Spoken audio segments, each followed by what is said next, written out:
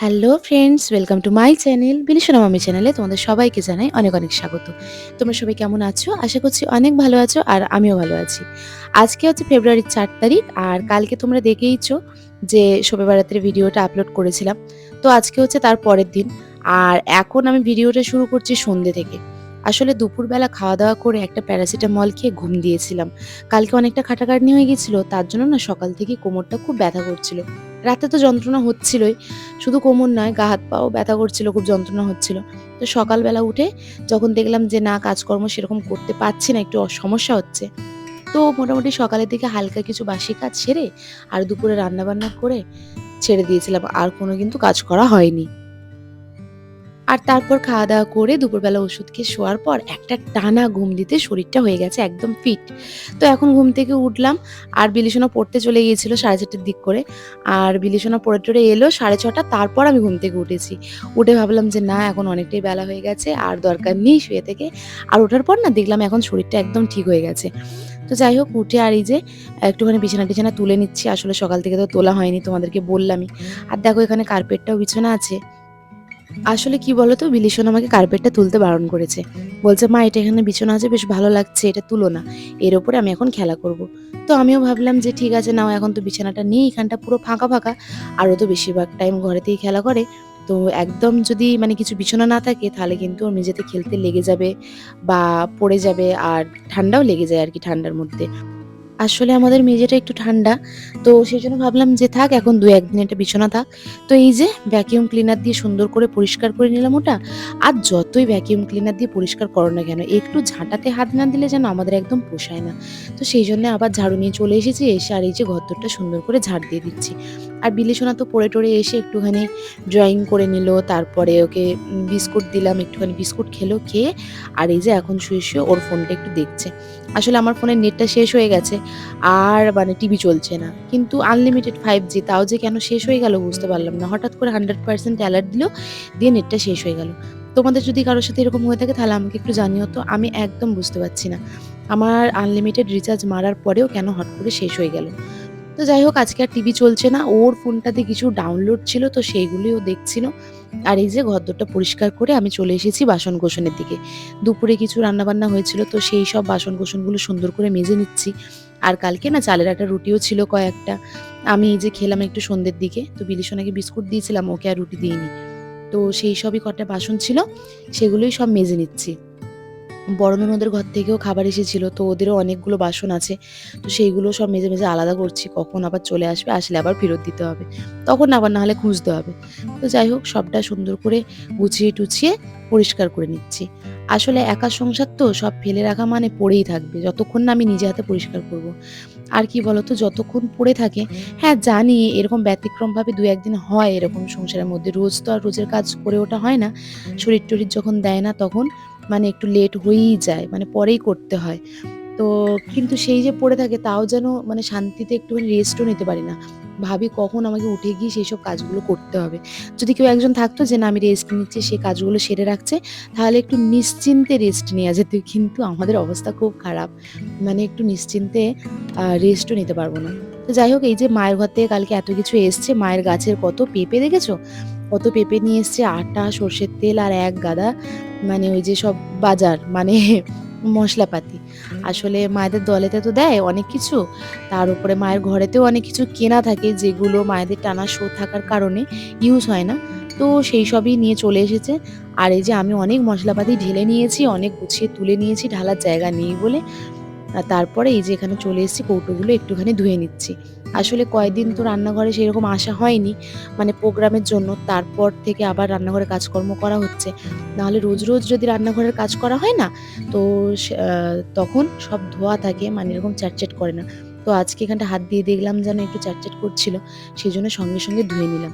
আসলে কাজ ফেলে রাখলে পড়েই থাকবে। যত তাড়াতাড়ি সেরে ফেলবে তত তোমারই মঙ্গল। আর তারপর এই যে মা কালকে মিষ্টি এনেছিল, তো সেই সব মিষ্টিগুলোই গুছিয়ে, গুছিয়ে রাখছি। আমার মা বলেছিল যে ওই যে ননদের নাতনিগুলো আছে ওদেরকে একটু দিয়ে আসতে। তো আমার না মানে কাল থেকে আর মিষ্টিটা খোলারই সময় হচ্ছে না। কারণ এই যে এত রকমের হালুয়া, চালের আটার রুটি, হেন-তেন এইসব মিষ্টি খেতে, খেতেই টাইম চলে যাচ্ছে। তার উপরে দেখো এখানে মা কত ধনেপাতাও এনেছে। তো একদম কালকে বড়দিকে একটু ধনেপাতা আর মিষ্টি দিয়ে চলে আসবো। আজকে তো এখন রাতই হয়ে গেছে বলতে গেলে, প্রায় ৮টার মতন বেজে গেছে। তো এদিকে মোটামুটি রান্নাঘরে সব ঢালা মোছা এইসব ধোয়াধুয়ি সব কাজকর্ম মিটে গেছে আমার, আর এখন রান্না করতে হবে। তো সকালবেলা একটু মসুর ডাল সেদ্ধ করেছিলাম, তো সেটাই ভাবছি এই বেলাতে না একটু ফোড়ন দিয়ে দেবো। এই যে একটুখানি পেঁয়াজ দিয়ে একটু পাঁচফোড়ন আর শুকনো লঙ্কা দিয়ে ফোড়ন দিয়ে দিলাম। তারপর ভাবছিলাম কি রান্না করব, বিলি সোনার আর আমার জন্য একটু ডালিয়া রান্না করে নেবো ভাবছিলাম, কারণ বিলি সোনার পাপার মতন ভাত আছে।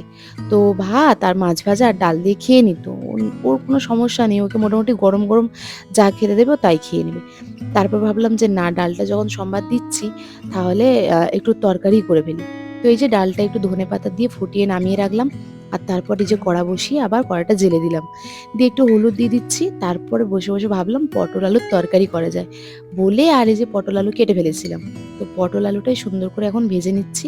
আর তোমরা তো আগের দিনের ভিডিওতে দেখেইছিলে যে বিলিসোনার পাপা না কয়েকটা চিংড়ি মাছ নিয়ে এসেছে। তো কয়েকটা চিংড়ি মাছ যে কেন এনেছে বা কি আমি ঠিক বুঝতে পারলাম না। যাই হোক, ওই না বেশি নয়, ৭-৮টার মতন কি ৬-৭টার মতন হবে। দেখো এক্ষুনি ভাজবো তো দেখতে পাবে। তো ভাবলাম যে রাত্রিবেলা যদি একটুখানি পটল আলু দিয়ে চিংড়ি মাছটা করে নিই তাহলে একটা রান্না হয়ে যাবে। আসলে দুপুরবেলা তরি তরকারিটা একটু বেশি লাগে, কিন্তু রাত্রেবেলা না সেরকম খুব একটা বেশি তরি তরকারি লাগে না, কম একটুখানি রান্না করলেই মোটামুটি হয়ে যাবে। আর জানো কালকের মাংস আজকে দুপুরবেলা গিয়ে শেষ হলো। তারপরেও বিলিসোনার পাপা বলছিল এই বেলা যে তুমি কি আবার মাংস রান্না করবে? আমি বললাম রক্ষে করো বাবা আমাকে, কাল থেকে মাংস খেয়ে খেয়ে আমার জান যাওয়ার এবার অবস্থা হয়ে গেছে, আমি আর মাংস খেতেই পারবো না বলে, আর এই যে এখন একটু মাছটা রান্না করে নিচ্ছি। আর কি বলতো, বেশি বেশি করে মাংস রান্না হবে বলে পেঁয়াজ আদা রসুন বাটা এগুলো না সব করা ছিল। তো আমার খুব সুবিধাই হয়েছে, ঝটঝট করে এখন আমি খালি পটলটা আর আলুটা আর টমেটোটা কেটেছি, বাকি সব কিন্তু মশলাপাতি করাই ছিল, তো সেগুলো দিয়েই ঝটঝট করে রান্নাটা করে নিচ্ছি। আর বিলিসোনা তো ওইদিকে ওই যে বললাম তোমাদেরকে ডাউনলোড ভিডিও দেখছে, আর ফোনটা জোর করে দিয়ে বসে বসে ভিডিও দেখছে, আর তার সাথে কিন্তু ড্রয়িং করছে। ও কিন্তু শুধু শুধু ফোন দেখে না, ফোন দেখতে দেখতে কোনো না কোনো একটা কাজ করে। তো আমার কানেও আসছে, বেশ ভালোই লাগছে জানো তো। তো বিলিসোনার পাপাকে বলেছিলাম ৭টা ৭:৩০ দিক করে ফোন করে যে একটু চাউমিন নিয়ে আসবে, খুব খেতে ইচ্ছা করছে। আসলে বিলিসোনাকে যখন বললাম, জানিস বিলি আমার না চাউমিন খেতে ইচ্ছা হচ্ছে, তো মেয়েটাও বেশ নিজের মুখে বললো যে হ্যাঁ মা আমিও খাবো তোমার সাথে। তো সেই ভেবেই বললাম ওকে যে একটু চাউমিন নিয়ে আসবে। তো কিন্তু সে মহান ব্যক্তিত্ব আর টাইম নেই। প্রায় এখন ৮:৩০ মতন বাজতে গেল, এখনো পর্যন্ত তার চাউমিন নিয়ে কোনো দেখা নেই। কিন্তু আমিও তাকে শর্ত দিয়েছি যদি চাউমিন আনতেই হয় তাহলে ৮টার মধ্যে নিয়ে আসবে। ৮টা যদি বেজে যায় তাহলে কিন্তু আর চাউমিন নিয়ে লাভ নেই। কারণ ৮টার পরে ধরো ৯টা ৯:৩০ দিক করে আমরা তো এমনি ভাত খেয়ে নেবো, তাই না? আর সেই সময় যদি পেট ভরা চাউমিনটা খেয়ে নিই তাহলে ভাত খেতে কিন্তু খুব সমস্যা হবে।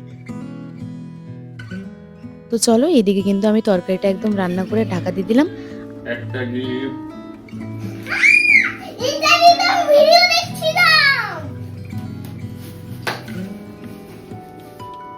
দুটো গিফট, কিসের জন্য জয়?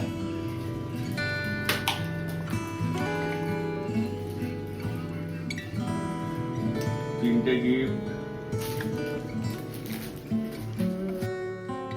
আর এই যে দেখতে পেলে বিলিসোনার পাপা বিলিকে গিফট দিচ্ছে, কেন বলো তো? কারণ বিলিসোনার পাপা অনেক দেরি করে বাড়িতে এসছে। আজকে বিলিসোনার সাথে ওর বাজি পোড়ানোর কথা ছিল, আর এখন প্রায় 9:45 বেজে গেছে, এখন তার বাজি পোড়াতে পারবে না, সেই জন্য ওকে গিফট দিয়ে ভোলাচ্ছে। কি অবস্থা দেখেছো? আর এই যে এইদিকে আমি একটুখানি সুন্দর করে বড়িটা ভেজে নিচ্ছি, তরকারিতে দিয়ে দেবো। আর একটু আগে না আমার বড় ননদ এসেছিল, এসে বলছে যে গরম গরম রুটি করেছি নিবি নাকি? আর রুটি খেতে তো আমার বেশ ভালোই লাগে, তাও আবার চালের আটার রুটি। আবার চালের আটার রুটি আর হালুয়া আমাকে আবার দিয়ে গেল। আর ওই যে কালকে মিষ্টি দিতে যাবো বলেছিলাম, তো আমি আজকে কিছুটা মিষ্টি দিয়ে দিলাম, বললাম ধনেপাতাটা কালকে দেবো বলে, আর এদিকে আমি আবার রান্নাবান্নার দিকে চলে এলাম। আমার কিন্তু রান্নাবান্না কমপ্লিট হয়ে গেছে। এই যে লঙ্কাটা ভেজে নিলাম, কারণ এটা না পেঁপে ভাতের সাথে মাখবো, একটা পেঁপে ভাতে দিয়েছিলাম। তো চলো আমার কিন্তু রান্নাবান্না হয়ে গেল একদম শেষ। এই যে তরকারিটা ঢেলে নিলাম, এখন শুধু খাওয়া দাওয়ার পালা, আজকে আর কোনো কাজকর্মের দিকে যাব না। তো চলো কি কি রান্না করেছি তোমাদের দেখিয়ে দিই।